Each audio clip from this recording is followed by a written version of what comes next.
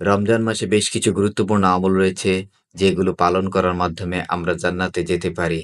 তবে সে আমলগুলোর মধ্যে দুটি শর্ত রয়েছে। এক, ইখলাস, অর্থাৎ একনিষ্ঠতার সাথে একমাত্র আল্লাহ তাআলার জন্য আমল করা। সুতরাং যে আমল হবে টাকা উপার্জনের জন্য, নেতৃত্ব অর্জনের জন্য ও সুনাম সুখ্যাতি অর্জনের জন্য, সে আমলে ইখলাস থাকবে না। অর্থাৎ এসব ইবাদত বা নেক আমলের মাধ্যমে আল্লাহর সন্তুষ্টি অর্জিত হবে না, বরং তা ছোট শিরকে রূপান্তরিত হবে।